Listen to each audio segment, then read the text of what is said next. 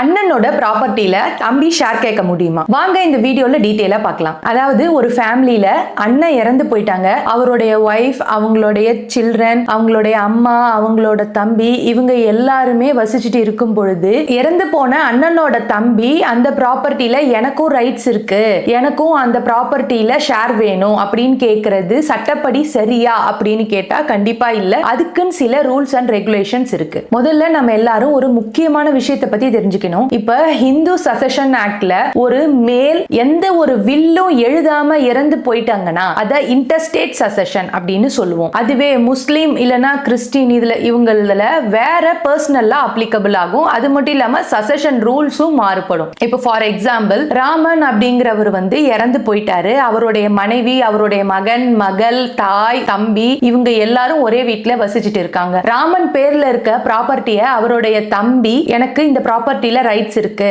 எனக்கு இந்த ப்ராப்பர்ட்டில ஷேர் வேணும் அப்படின்னு கேட்டா அது கண்டிப்பா கிடையாது. அது சட்டப்படியான ரைட்ஸும் கிடையாது. அதுக்குன்னு சில அப்சல்யூட் ரூல்ஸ் அண்ட் ரெகுலேஷன்ஸ் இருக்கு. அது ஃபாலோ பண்ணா சட்டப்படி அந்த ப்ராப்பர்ட்டில, அதாவது அண்ணனோட பேர்ல இருக்க ப்ராப்பர்ட்டில ரைட்ஸை கிளைம் பண்ண முடியும். அது என்னன்னு டீடைலா பார்க்கலாம். ஃபர்ஸ்ட் நம்ம லீகல் ஹேர்ஷிப்பை பத்தி தெரிஞ்சுக்கணும். லீகல் ஹேர்ஷிப்ல நிறைய டைப்ஸ் இருக்கு. ஃபர்ஸ்ட் கிளாஸ் லீகல் ஹேர்ல இறந்து போனவங்களுடைய மனைவி, மகன், மகள், தாய் இவங்க எல்லாருமே வருவாங்க. அது மட்டும் இல்லாம ப்ரீ டிசீஸ்டு சில்ட்ரனோட டெசண்டன்ட்ஸும் இந்த சட்டத்துல வருவாங்க. இவங்க எல்லாரையும் தான் நம்ம ஃபர்ஸ்ட் கிளாஸ் லீகல் ஹேர் அப்படின்னு சொல்றோம். அப்ப தம்பி எந்த கிளாஸ்ல வருவாங்க, அவங்க எங்க போனாங்க அப்படின்னு கேட்டா செகண்ட் கிளாஸ் லீகல் ஹேர்ல வருவாங்க. மேல சொன்ன ஃபர்ஸ்ட் கிளாஸ் லீகல் ஹேர்ஸ் யாரும் இல்லாத பட்சத்துல செகண்ட் கிளாஸ் லீகல் ஹேர்ல எந்த பொசிஷன்ல இருக்காங்க அப்படின்னு பார்த்து அந்த ப்ராப்பர்ட்டியோட ரைட்ஸை அவங்களால கிளைம் பண்ணிக்க முடியும். இன்கேஸ் மேல சொன்ன ஃபர்ஸ்ட் கிளாஸ் லீகல் ஹேர்ல அம்மா மட்டும்தான் உயிரோட இருக்காங்க, அதாவது இறந்து போன நபருடைய தாயார் மட்டும்தான் உயிரோட இருக்காங்க அப்படின்ற பட்சத்துல அந்த தாயாருக்கு தான் முன்னுரிமை வழங்கப்படுமே தவிர அந்த தம்பிக்கு அடுத்த பட்சமா தான் உரிமை கொடுப்பாங்க. அப்படின்னா தம்பிக்கு அண்ணனுடைய ப்ராப்பர்ட்டில ரைட்ஸே கிடையாதா, ஷேரே கிடையாதா அப்படின்னு நிறைய பேர் கேட்கலாம். பொதுவா தம்பிக்கு ரைட்ஸே கிடையாது அப்படின்னு சொல்லிட முடியாது. ஃபர்ஸ்ட் கிளாஸ் லீகல் ஹேர்ல யாருமே உயிரோட இல்லாத பட்சத்துல செகண்ட் கிளாஸ் லீகல் ஹேரான சகோதரன் அண்ணனுடைய ப்ராப்பர்ட்டில ஷேர் கேட்கலாம். அந்த ப்ராப்பர்ட்டி ரைட்ஸையும் கிளைம் பண்ணிக்க முடியும். இப்போ இன்னொரு முக்கியமான விஷயத்துக்கு வருவோம். திருமணமான பெண்களுக்கு தகப்பனாருடைய சொத்துல உரிமை கிடையாது அப்படின்னு நிறைய மிஸ்கன்செப்ஷன்ஸ் இருக்கு. ஆனா 2005 அமெண்ட்மெண்ட்டுக்கு கீழே திருமணமான ஆணோ பெண்ணோ யாரா இருந்தாலும் சரி தந்தையாருடைய சொத்துல ஈக்குவல் ரைட்ஸ் இருக்கு அப்படின்னு சொல்லியிருக்காங்க. இன்கேஸ் அப்பா எந்த ஒரு வில்லும் எழுதாத பட்சத்துல அந்த ஃபர்ஸ்ட் கிளாஸ் லீகல் ஹேர்ஸ்க்கு ஈக்குவலான ஷேர்ஸ் அப்பாவோட பேர்ல இருக்க ப்ராப்பர்ட்டில இருந்து கிடைக்கும். இன்கேஸ் அப்பா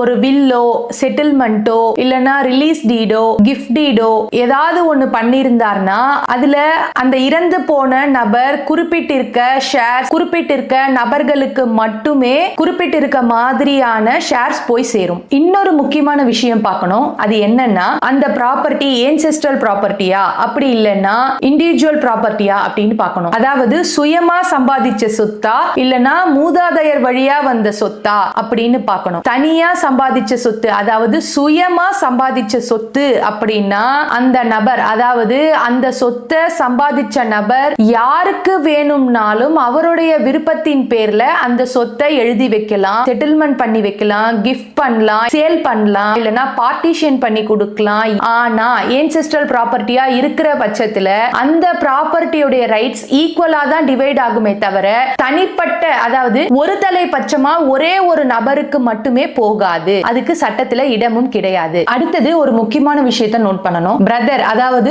தம்பி அண்ணனுடைய ப்ராப்பர்ட்டில ரைட்ஸ் கேட்டு ஷேர் கேட்டு கோர்ட்ல சூட் ஃபைல் பண்ண முடியுமா அப்படின்னு கேட்டா கண்டிப்பா முடியும். அதாவது கோர்ட்ல சூட் ஃபைல் பண்றது யார் வேணும்னாலும் பண்ணலாம். ஆனா அவங்களுக்கு அந்த ப்ராப்பர்ட்டில இருக்கிற ஷேர் ரைட்ஸ் இது எல்லாத்தையும் ப்ரூவ் பண்ண வேண்டிய பொறுப்பும் அவங்களோட இதுதான். ஒருத்தவங்க கோர்ட்ல சூட் ஃபைல் பண்ணிட்டாங்க அப்படிங்கிற காரணத்துக்காக அவங்களுக்கு அந்த ப்ராப்பர்ட்டில எல்லா ரைட்ஸும் இருக்கு அப்படின்னு அர்த்தம் கிடையாது. அவங்க முதல்ல அந்த ப்ராப்பர்ட்டியோட நேச்சர் என்ன, அந்த ப்ராப்பர்ட்டில அவங்களுடைய லீகல் ஹேர் பொசிஷன் என்ன, அவங்க எந்த கிளாஸ் லீகல் ஹேர்ல வருவாங்க, டைட்டில் டாக்குமெண்ட்ஸ் எல்லாமே கரெக்டா இருக்கணும். Will, release, settlement, gift, court degree, partition suit, இது எல்லாத்தையுமே வெரிஃபை பண்ணணும். அதனால எடுத்த உடனே சூட் ஃபைல் பண்ணியாச்சுங்கிறதுனால அந்த ப்ராப்பர்ட்டில அவங்களுக்கு ரைட்ஸ் இருக்கு அப்படின்னு அர்த்தம் கிடையாது. அது நல்லா கிளியரா தெரிஞ்சுக்கோங்க. அடுத்து முக்கியமான ஒரு விஷயம், லீகல் ஹேர் சர்டிபிகேட்டே வந்து டைட்டில் டாக்குமெண்ட்டுக்கு போதும் அப்படின்னு நினைச்சா அது ரொம்ப ரொம்ப தப்பான விஷயம். லீகல் ஹேர் சர்டிபிகேட் அப்படிங்கிறது வந்து ஒரு நபர் இறந்து போயிட்டார்னா அவருடைய சட்டப்படியான வாரிசுகள் இவங்க தான் அப்படின்னு ஒரு சர்டிபிகேட் கொடுக்கிறது தான் லீகல் ஹேர் சர்டிபிகேட்டே தவிர அந்த சர்டிபிகேட் தான் வந்து டைட்டில் டாக்குமெண்ட்டுக்கான ஓனர்ஷிப் ரைட்ஸ் அப்படின்னு அர்த்தம் கிடையாது. நீங்க இறந்து போன நபருக்கான லீகல் ஹேர் அப்படிங்கிறதுக்கான ஒரு ப்ரூஃப்கான சர்டிபிகேட் மட்டும் தான் அது. அண்ட் தென் முக்கியமான இன்னொரு விஷயம் என்னன்னா, ஒரு ப்ராப்பர்ட்டியை சேல் பண்ணும் பொழுதோ இல்லனா மார்கேஜ் பண்ணும் பொழுதோ எல்லா லீகல் ஹேரும் ப்ராப்பரா ஐடென்டிஃபை பண்ணப்பட்டிருக்கணும். இப்போ எல்லா லீகல் ஹேரும் ஐடென்டிஃபை பண்ணிட்டு எல்லா லீகல் ஹேரும் சைன் பண்ணிட்டு யாராச்சும் ஒரு நபரை மட்டும் மிஸ் பண்ணிட்டு பண்ணீங்கன்னா ஃபியூச்சர்ல அந்த சேலே கேன்சல் ஆகிறதுக்கான வாய்ப்பு இருக்கு. அது மட்டும் இல்லாம அந்த மிஸ் பண்ணப்பட்ட லீகல் ஹேரோடைய எக்ஸ்டென்ஷன்ஸ் ஆஃப் ரைட்டும் அந்த ப்ராப்பர்ட்டியோடைய சேல பாதிக்கிறதுக்கும் வாய்ப்பு இருக்கு. மார்கேஜ் பண்றதுக்கும் சேம் கண்டிஷன் தான். அதாவது நீங்க ஒரு ப்ராப்பர்ட்டியை மார்கேஜ் பண்றீங்கன்னா, அதாவது இறந்து போன நபருடைய ப்ராப்பர்ட்டியை லீகல் ஹேர் அப்படிங்கிற பேர்ல மார்கேஜ் பண்ணாலுமே இந்த கண்டிஷன்ஸ் எல்லாமே சாட்டிஸ்ஃபை ஆகும். இன் கேஸ் அந்த ப்ராப்பர்ட்டி ப்ராப்பரா பார்ட்டிஷன் பண்ணப்பட்டு உங்களுடைய ஷேர் உங்களுக்கு வந்ததுக்கு அப்புறமா நீங்க மார்கேஜ் பண்ணாலோ இல்ல சேல் பண்ணாலோ, அதாவது உங்களுடைய ஷேரை நீங்க சேல் பண்ணாலோ மார்கேஜ் பண்ணாலோ அது வேலிட். மத்தபடி நீங்க எதுவுமே பிரிக்காம இருக்கிற பட்சத்துல எல்லா லீகல் ஹேரோடைய ப்ராப்பர் அப்ரூவலும் கிடைச்சா மட்டும்தான் அது வந்து வேலிட். ஆர் அதர்வைஸ் அது இன்வேலிட். அதனால இனிமே ஒரு ப்ராப்பர்ட்டியை வாங்கினாலும் சரி மார்கேஜ் பண்ணாலும் சரி வேற எந்த விதமா ஒரு ப்ராப்பர்ட்டியை இறந்து போன நபருடைய ப்ராப்பர்ட்டியை நீங்க கையாளும் பொழுது நீங்க முக்கியமா பார்க்க வேண்டிய விஷயம் என்னன்னா, லீகல் ஹேர்ஸ்ல அவங்க எந்த பொசிஷன்ல இருக்காங்க, அதாவது ஃபர்ஸ்ட் கிளாஸ் லீகல் ஹேரா செகண்ட் கிளாஸ் லீகல் ஹேரா, வில் எழுதாம இறந்து போயிட்டாங்களா, அது வந்து இண்டிவிஜுவல் ப்ராப்பர்ட்டியா அதாவது சுயமா சம்பாதிச்ச சொத்தா இல்லனா ஏன்செஸ்ட்ரல் ப்ராப்பர்ட்டியா, ரிலீஸ் டீட், செட்டில்மெண்ட், பார்ட்டிஷன், கிஃப்ட், கோர்ட்ல வேற ஏதாவது டிகிரி இருக்கா, அது மட்டும் இல்லாம லீகல் ஹேர் சர்டிபிகேட்ல உங்களுடைய நேம் கரெக்டா இருக்கா, இறந்து போன நபருக்கான டெத் சர்டிபிகேட்டை கரெக்டா வாங்கி வச்சுக்கோங்க, original title deeds, parent documents, பட்டா, சிட்டா,